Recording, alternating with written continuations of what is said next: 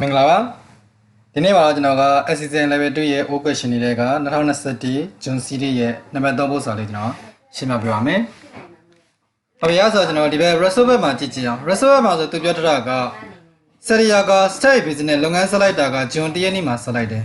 ။Seria ကလုပ်ငန်းကို June 1ရက်နေ့မှာဆက်လိုက်တယ်ဆိုတာကလုပ်ငန်းအခုမှဆက်လိုက်တာ။တော့ information တွေပေးထားတယ်31ရက်နေ့2021အတွက်ပေးထားတာ။သူပေးထား information 31st May 2021ဆိုတော့သူရဲ့စီးရင်စတဲ့နှစ်က 1st June 2020 ရစခဲ့တာ။အဲဆိုသူဒီဒီနှစ်မှလုပ်ငန်းစတဲ့ဒီနှစ်စတဲ့လုပ်ငန်းယူစီးရင်ပေးထားတာ။သူနဲ့ပတ်သက်ပြီး opening ရှိမှာမဟုတ်ဘူး။ဒါလေးနားလည်ရမှာဟုတ်နော်။ဘာလို့ဆိုရင်သူရမှဒီဘန်ဒါရေးနှစ်မှာပဲစလိုက်တာလို့ပြောတရက်နေ့မှာပဲလုပ်ငန်းစလိုက်တာဖြစ်တယ်။သူဒီ opening မရှိဘူး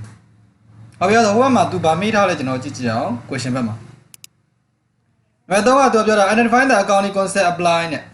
accounting concept တွေပြောပြပါ1 Number 1က income is recognized when the invoice arrive. Invoice မှာဖြစ်ပေါ်တဲ့အတိုင်းပဲစာရင်းတွေကို income တွေကိုစာရင်းသွင်းရတယ်တဲ့။အဲ့ဒါကဘာ concept လဲတဲ့။အဲ့ဒါဘာ concept လဲကျွန်တော်တို့ realization concept ပါ။နော်။ realization လုပ်ပြီးဆိုရင်ကျွန်တော်တို့ကဒီ voucher မှာရတဲ့အတိုင်းပဲတွေ့မှာ carry value ပဲယူတော့တာမဟုတ်။ဖြတ်သိမ်းပြီဆိုရင်ကျွန်တော်ဘာလို့တော့ဆိုရင်ဒီ invoice မှာရှိတဲ့တန်ဖိုးတိုင်းပဲစာရင်းသွင်းပြရတယ်။ Allow more develop ဖန်တီးတာကဘယ် concept လဲတဲ့။ Allow more develop ဖန်တီးရသည်prudent concept ရဖန်တီးရတာပါ။နောက် prudent concept calculate the long for develop long for develop တက်ပြီးတော့ 31st May 2021တဲ့ဟုတ်ပြီဆို long for develop တက်ပါဆိုတော့ကျွန်တော် long for develop တက်ကြည့်အောင်သူရဲ့ဆိုတော့ resolve ဘက်မှာကျွန်တော်ကြည့်ကြည့်အောင်31ရက်နေ့2021မှာ receive က19360ရှိတဲ့ Seria decide ဆုံးမလိုက်တဲ့ long for develop ကို 5% နဲ့တွက်မယ်recovery ပဲတက်ရှိတယ် recovery တက်ကငကိုတော့ဟိုပုံမှာရှိပြတော့မှကျွန်တော်နှုတ်เสียမလို့ဘူးဒါက close ကိုပေးထားအဲ့တော့အဲ့ကနက်မောတစ်ခါလေးတွက်ရုံပဲ19360ကိုကျွန်တော်5% နဲ့ညောက်ပြီးတော့ allow model လေးတွက်ပေးလိုက်မယ်ဟောရဆိုကျွန်တော်19360ကို5% နဲ့မြောက်လိုက်မယ်ဘယ်လောက်ရဆိုရင်968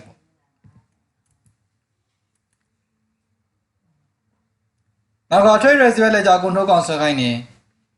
31ရက်နေ့2021နဲ့စင်းပိတ်မှာနောက်ကြရင်နောက်လာတဲ့ opening ပြန်ဆွဲချပြီးတော့ Paris ပဲလည်းကြောင့် control ကောင်းဆိုတော့သူ့ရဲ့ပုံစံရဆိုဆိုတော့ opening ကမရှိဘူးတည်ကြတယ်ဘာလို့မရှိအောင်လုပ်ငန်းဒီခုမှစတာအဲကြောင့်ကျွန်တော် trade receiver ပဲလည်းကြောင့် control ကောင်းလေးဆွဲလိုက်မယ်ဒါဘေးလမ်းမီဒီမရှိဘူးဆိုတော့ဘာလဲမှာ credit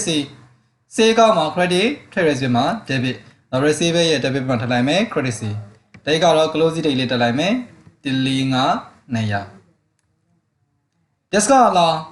discount အလောင်းဆိုကျွန်တော် receiver နဲ့ sign နဲ့ထည့်ရမယ် discount အလောင်းမှာ debit receiver မှာ credit နောက် receiver ရဲ့ credit မှာထည့်မယ် close date လေးတက်မယ် discount အလောင်း4560နောက်တစ်ခုဆက်ကြည့်အောင်နောက်တစ်ခုသူပြောတာ recovery တဲ့ကျွေးဆုံးရလဲကျွန်တော်က trade receiver နဲ့ sign တယ် recovery ရဲ့တက်မှာ debit trade receiver အကောင့်မှာ credit ကျွန်တော် trade receiver အကောင့်ရဲ့ credit ဘက်မှာထည့်လိုက်မယ်recovery ပဲတဲ့490 receive from credit customer စီကငွေရတယ်ဆိုငွေတွေဝင်နေဘယ်မှာ debit trade receiver မှာ credit trade receiver credit မှာထည့်လိုက်မယ် receive from customer 12380အဲ့ဒီနောက်ပြီးကျရင်သူက close ပေးထားတာဆိုကျွန်တော် close လေးထည့်မယ် close ဆို trade receiver close opening က debit close ဆိုတော့ credit close credit မှာထည့်လိုက်မယ်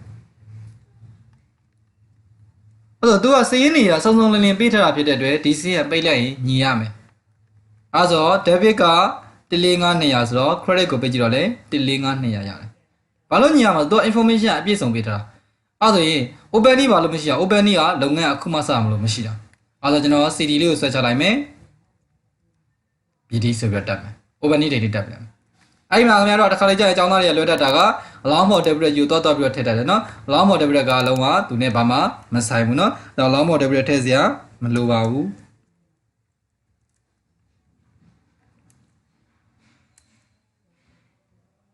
နောက်က allow more debit အကောင့်ဆွဲခိုင်းနေအဲ့ဆိုကျွန်တော် allow more debit အကောင့်ဆွဲကြည့်အောင် allow more debit က opening မရှိဘူးလုပ်ငန်းကခုမှစတာအကြောင်း close ကိုထည့်မယ် allow more debit ဒီ credit nature opening မရှိတဲ့အတွက် close debit မှာထည့်လိုက်မယ် close date လေးတက်လိုက်မယ်balance CD ဆော့လက်တွက်လို့ရထားတဲ့ကဏ္ဍလေးဘယ်လိုလဲဆို968စင်းပိတ်လိုက်မယ် level မှာဖြစ် CD များဖြစ်တဲ့အတွက် expand statement of profit ဆိုတော့ expense ဆိုပြီးတော့ daily ပေးလိုက်မယ်ပြန်ဆွဲချလိုက်မယ် CDO ပြန်ဆွဲချ1ရက်6လ21နဲ့ billing BD 968နောက်က irrecoverable account ဆွဲခိုင်းနေကျွေးဆုံးအဲဆိုကျွန်တော်တို့ trade receipt မှာ credit ဆို irrecoverable မှာ debit irrecoverable ရဲ့ debit မှာထည့်လိုက်မယ် closing date လေးတက်လိုက်မယ်တင်နောက်တွဲမှာဒီ trade receipt လက်ကြော control ကငွေ amount က490 irrecoverable က expense ကဖြစ်တဲ့စီးရင်ပေးရင် expense နဲ့ပိတ်ပေးရမယ်ဝိနာအဲ့ဆိုကျွန်တော်တို့ expense နဲ့ပိတ်လိုက်မယ်ဒါဆိုရင်တော့ရသွားမယ်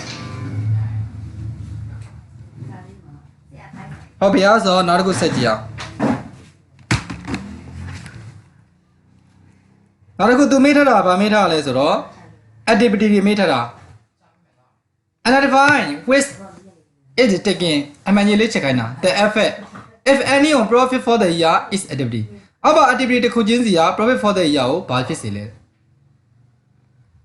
alarm of debit တွေ decrease ရော့မယ် alarm of debit တွေရော့သွားမယ်ဆိုရင်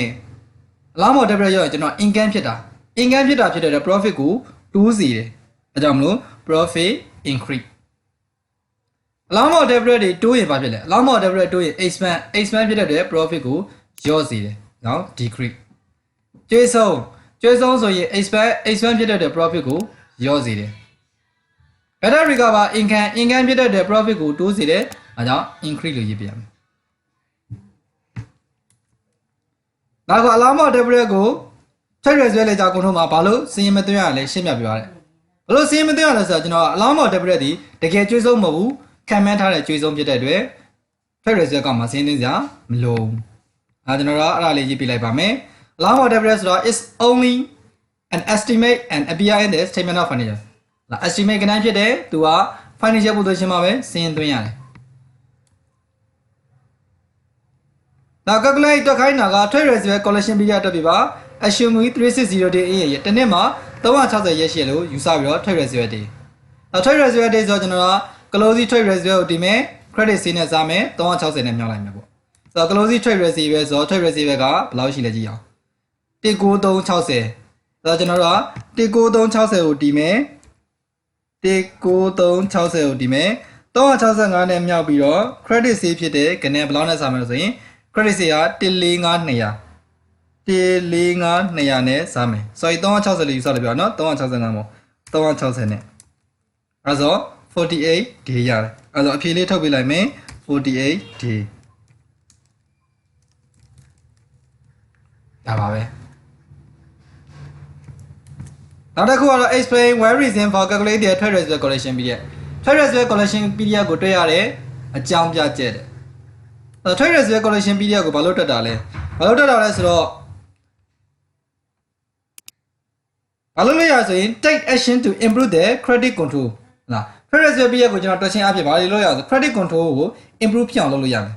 if the collection period က exceed the agreed payment term ဟုတ်လား collection period ကကိုပြောထားတယ်ဟုတ်လားသဘောတူထားတဲ့ရက်ထက်များသွားပြီဆိုရင်ကိုကဒီကောင် improve ဖြစ်အောင်ကျွန်တော်ဘာလုပ်ပြရမလဲဆိုရင် action လုပ်လို့ရတယ်နော်ဒါကြောင့်ကျွန်တော် receipt တွေတွက်တင်တယ်ဟုတ်ကဲ့ပါကျေးဇူးတင်ပါတယ်